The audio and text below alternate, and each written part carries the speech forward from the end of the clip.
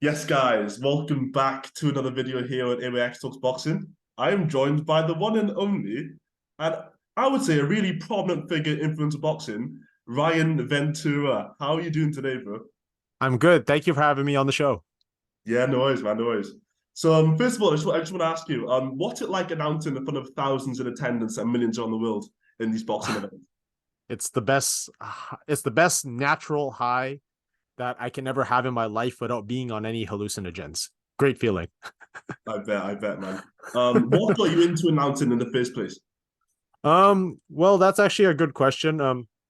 When I first got into announcing, like I actually come from a hard upbringing. Like I was raised by a single mother, and I had to do a lot of different jobs to help support my family and everything like that. So one of the gigs that I actually had was I actually used to be a blogger for a website called lowkick.com, and they would cover like MMA, kickboxing, boxing. So we talk about combat sports. So when the UFC came to Vancouver in June of 2011. I actually got credentials to go to the event and cover it. And one of my other side gigs, like to give you a little bit of context, is like I used to well, I still do it actually. Like I still promote like nightlife events, so nightclub events and things like that. And I actually originally wanted to be a rapper.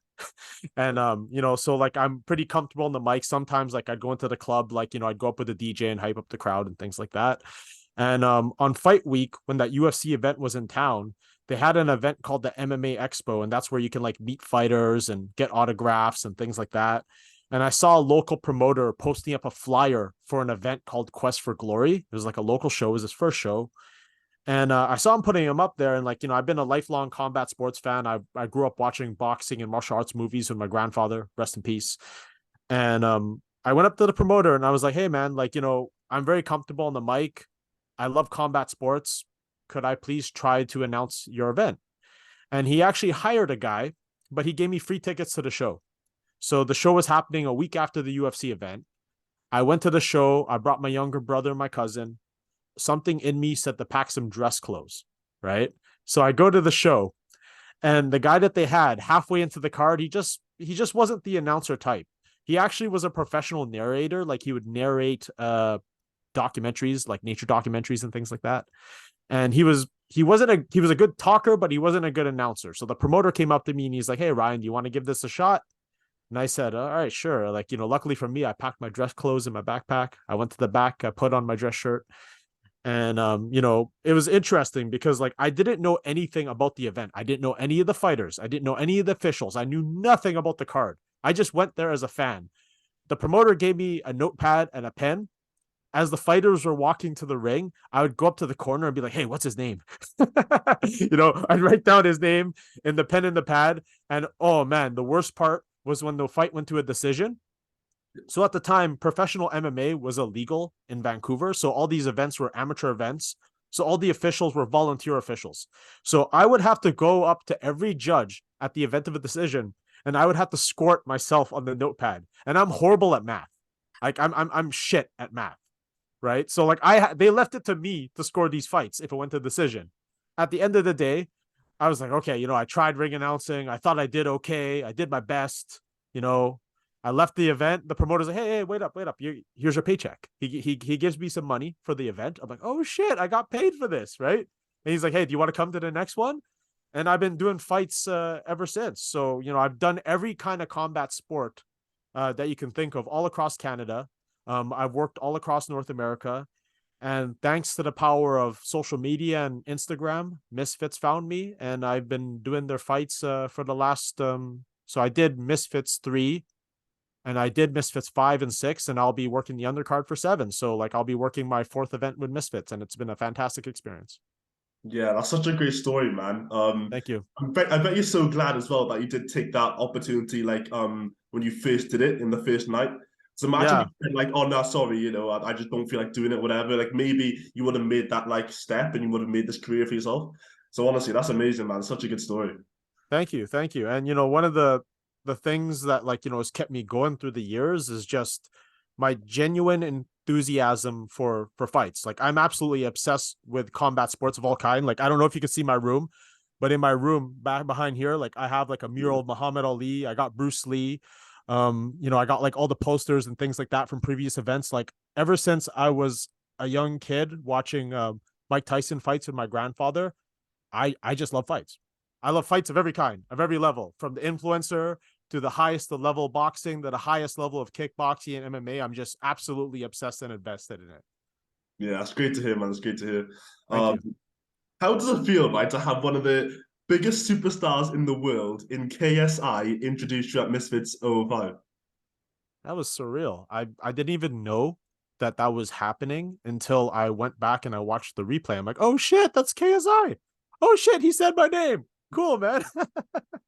That was a really good feeling, and I'm very humbled by it, and I'm humbled by every single opportunity that I've been given, and great from the great support from the community and all the great outlets like yours that have reached out to me and want to talk to me. You guys are the ones that are putting me in the position that I'm in, and I want to continue to do my best for you guys.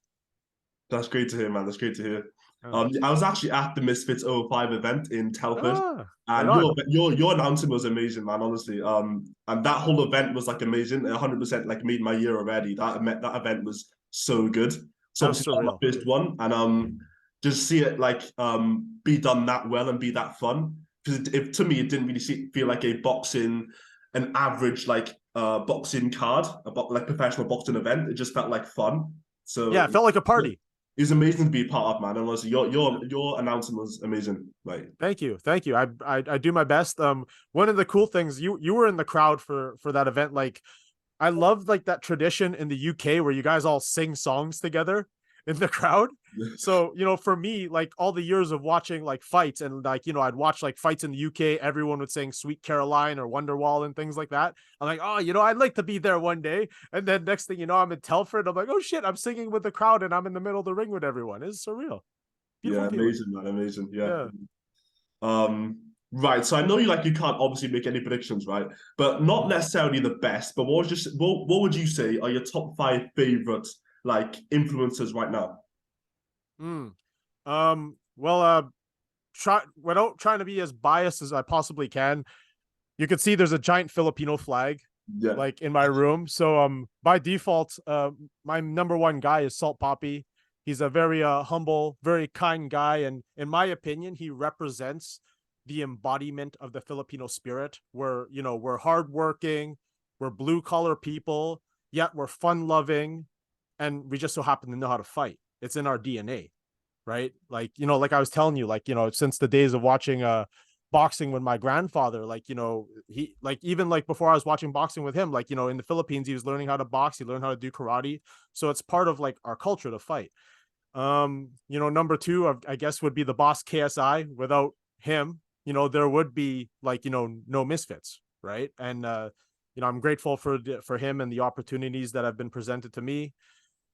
Number three, I guess it would be his arch nemesis, Jake Paul, because without Jake Paul, this whole influencer thing wouldn't be like, in the global consciousness. Like, you have everyone and their grandmother talking about what's going to happen next in the influencer scene because of a guy like Jake Paul.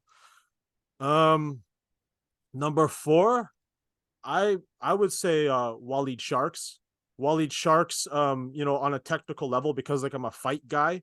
When I see Waleed Sharks in the ring, like that guy, like he's a good boxer, man. He's legit. He can fight. He could fight. I respect him greatly, and I guess like number five, and this list is pending the change. And no disrespect to any of the other great influencer fighters out there. I love you all, but number five I think would be Waleed's arch nemesis Dean. So Dean is another guy that like I watch when he's in the ring. He's another guy that knows how to fight, and you could tell he comes from that street fighting background too. He's from like the state of Florida, where Florida they have a great tradition in backyard fights, and Dean is bringing that tradition of backyard fights into the influencer scene.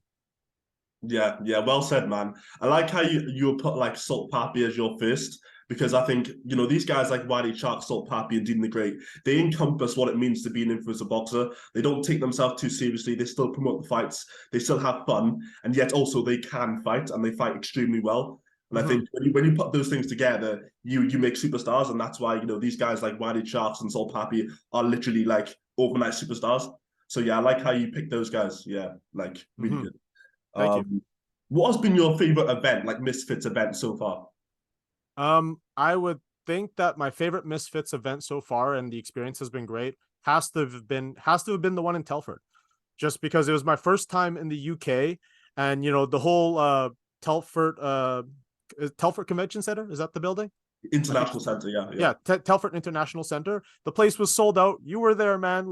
There was so many people packed into that building, and like the electricity and the tension was so, you could just feel it in the air. Like when I did the introduction for Nick Lamau and Jay Swingler, like that was like, I felt like lightning struck and hit me, and I was just doing my introductions. Like it was so surreal. It was one of the best experiences of my entire life. Yeah, yeah. Um, are you liking what you're seeing from like the Kingpin tournament as well? Do I you I think like do I do. I mean, like, obviously, like I work with Misfits and everything like that, but I feel like, the more players there are in the scene, and the more players that are doing great things for the scene is just stronger for it. Like you can't have like UFC without Bellator, without PFL, without Ryzen, right? Misfits, like in my opinion, and maybe it's because I'm a little biased because I work for them, Misfits is the top dog, right? But you need like all the other players with strong talents bringing something different to the table, and it just makes for a stronger scene. And who knows, like you always see like Misfits and Kingpin stuff like teased, like there, who knows, there might be a crossover one day. I don't know, that's not for me to decide, but I mean, a strong Kingpin makes for a strong Misfits, and a strong Misfits makes for a strong Kingpin. exactly, man? Yeah, and I think as fans, as the viewers watching as fans, it's great for us and it's great for them as well because they get to enjoy so much content. Like there's so Mm, many events now going on throughout the year with the Kingpin tournament, with Misfits. Almost an event every month. There's so yeah, much content, so much like fights to enjoy. It's great for everyone, really. So yeah, it's yeah, amazing. yeah, exactly. Like we all win when everyone's strong. Yeah, yeah. Do you think like we'll see the KSI versus Jake Paul fight this year or not? um not to like try to like sway anyone into it, but like I would hope so. There's so much like money to be had on the table for both the boss KSI and his arch rival Jake Paul. There's lots of tickets to be sold for sure. This would sell out at a big arena for sure. This would like do numbers on pay-per-view. And selfishly for me, like I would love to be a part of that undercard, because for a fight like that, you got to get the king Michael Buffer to introduce it. Like I hope one day to be in the position that Michael Buffer is in, but like I understand and respect my role currently in the scene, and I know for a fight of that magnitude, you need the man to introduce the two man. Hmm. Yeah, yeah, well said, man. I like how you said on Michael Buffer as well. You didn't show me say yourself. It shows that like you still got, as someone at your level, still got aspirations, and I like that. I like that.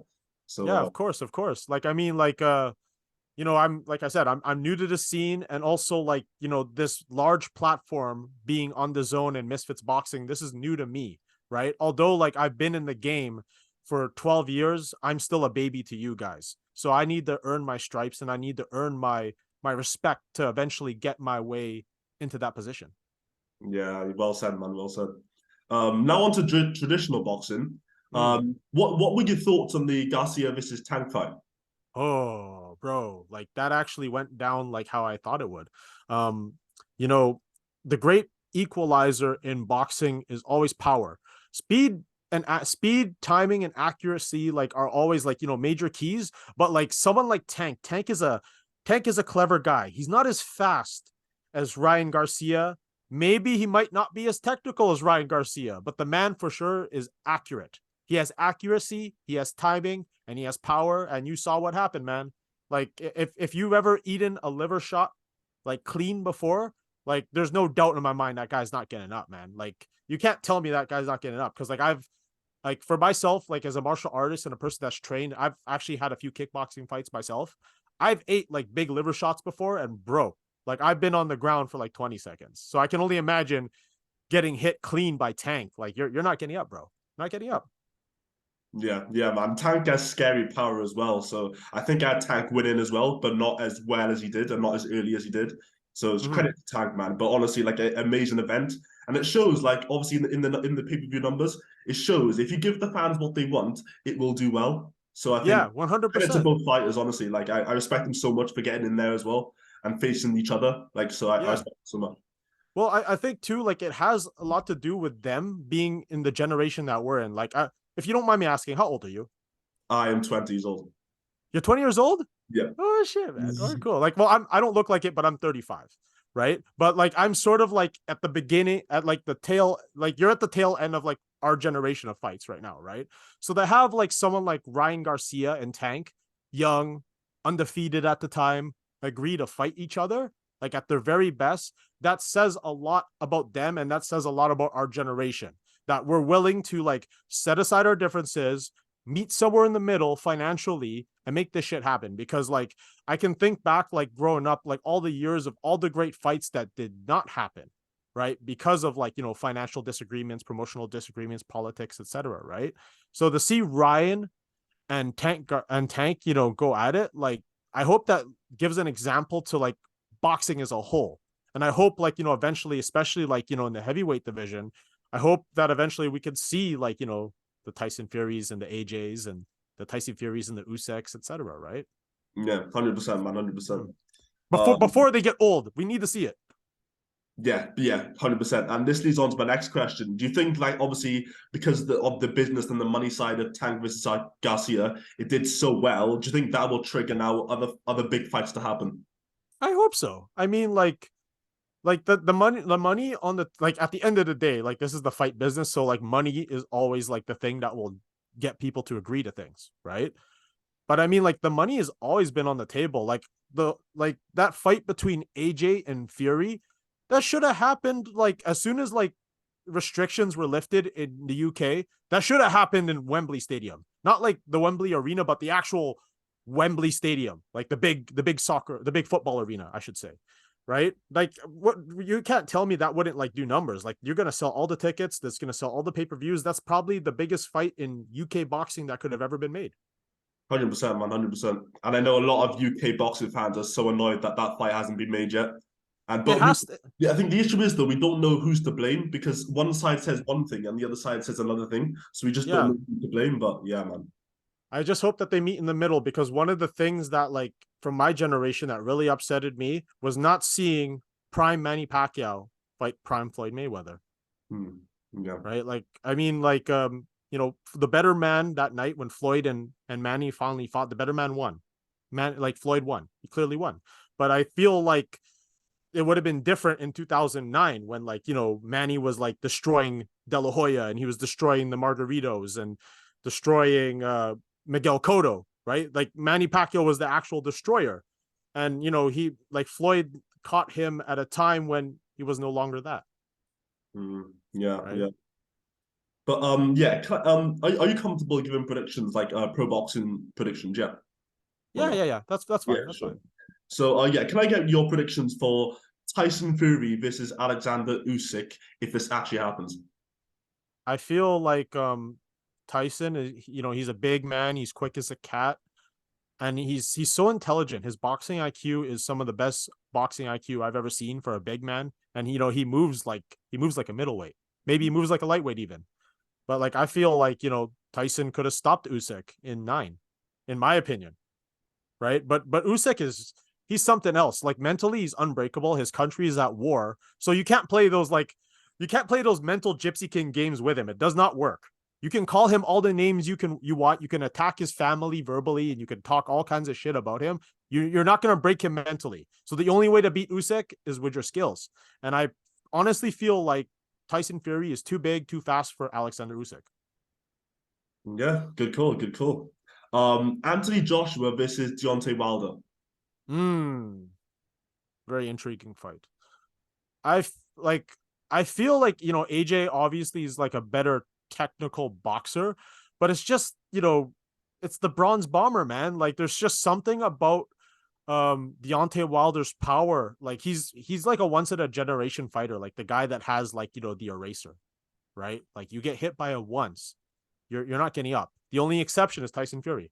Yeah, and Right? that's why they call it the eraser, isn't it? Because he can literally stop the fight at any point at all. Yeah, like You have that power in boxing, it's scary, yeah, scary. he's like Thanos, right? Like you get hit with him once, you're done. But like, Tyson Fury, like, erased that aura of invincibility, but that's still Deontay Wilder, man.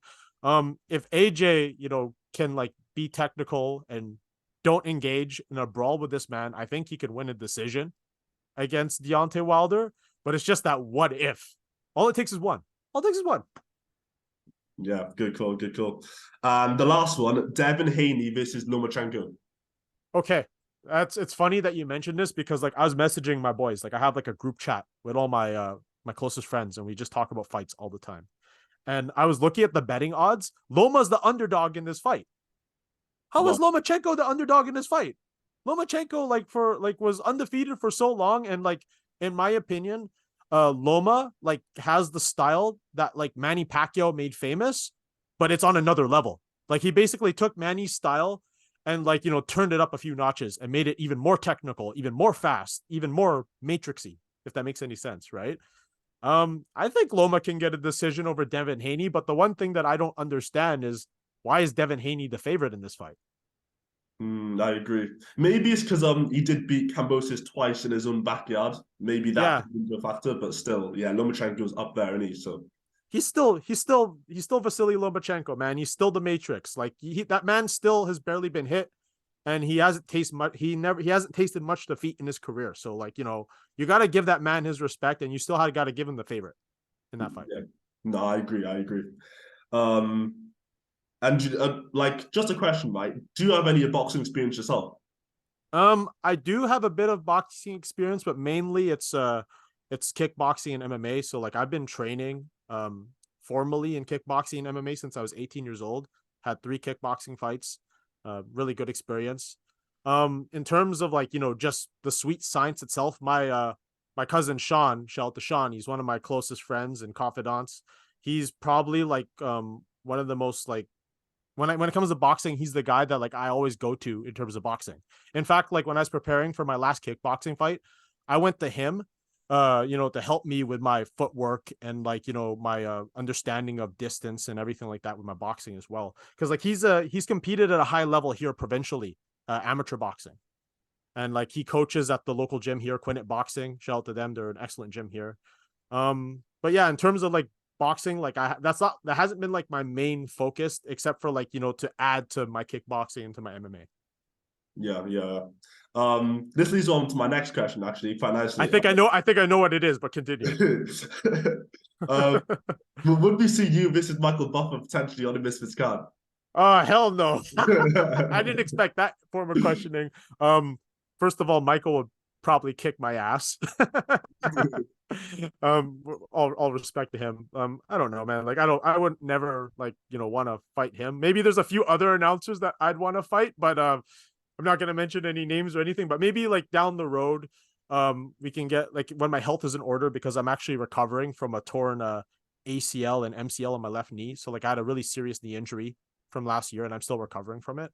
When my health's in order, I might be down to like do something for charity. Like, I love combat sports and, I have a great deal of respect for the sport of boxing. I would like to maybe one day put on a show before I'm 40 years old and let's do it for the greater good. Yeah, 100%, man. I think for charity, it'd be amazing. And to see you announce your own fight and then walk out to your own fight would be insane, bro. It'd be so good. So, yeah. It's the funny thing, like that's something that like, that's totally a Misfits thing. Like, we Yeah, already, we 100%. already did the tag team boxing. We already doing the mystery opponent. I guess the next step is maybe one day the announcer can announce himself, but I'm not putting myself out there because like as part of like my own personal thing as an announcer, like my job as an announcer is to highlight the person that's in front of me.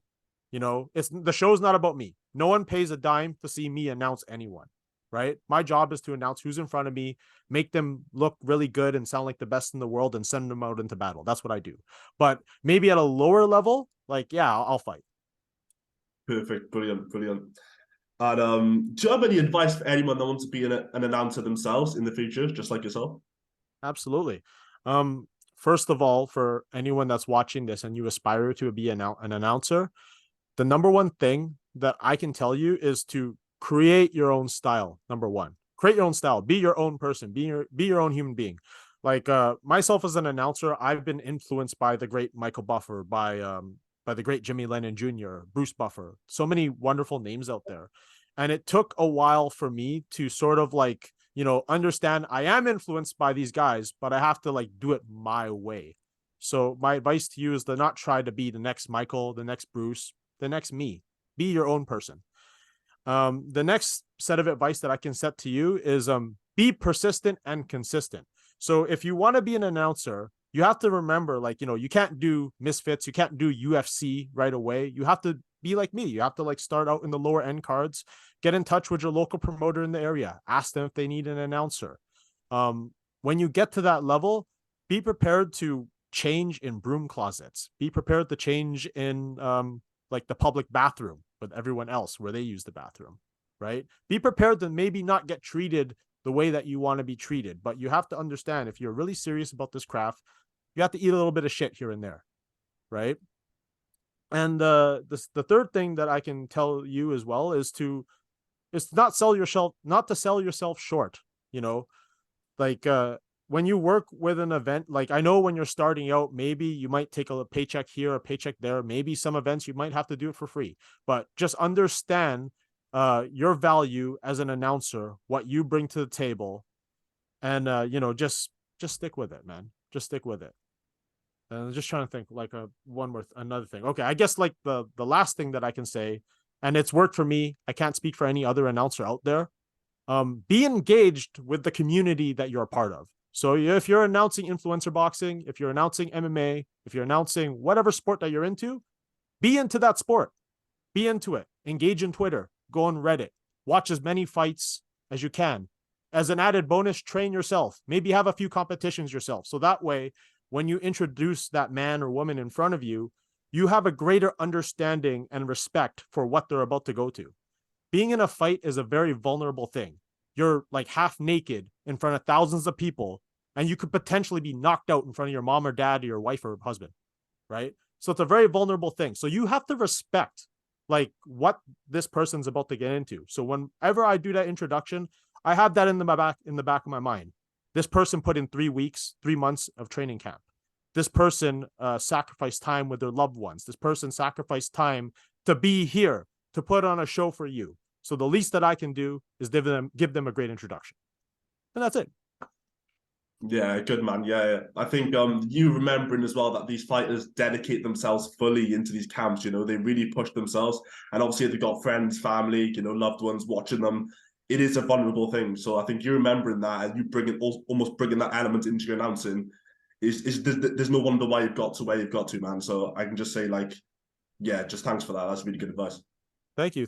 And like, I know like there's like, especially like for the older generation, they gatekeep and they look at this influencer stuff and they're like, oh, like these guys aren't real boxers, they ain't real fighters. It's like, hey man, like you step in the ring. You put in that work, you cut the weight, you spar, you do the road work, right? It doesn't matter if you're Canelo Alvarez or Dean the Great or the guy on the local card in your town fighting on the amateur card. They all have to put in the work because there's always truth in that ring, right? Like, I mean, like, yeah, sure, like, you might get like a bad decision and you might lose to a bad decision, but you can't bullshit your way through like, through a fight. There's no such thing. Yeah. Just a couple more final questions, bro.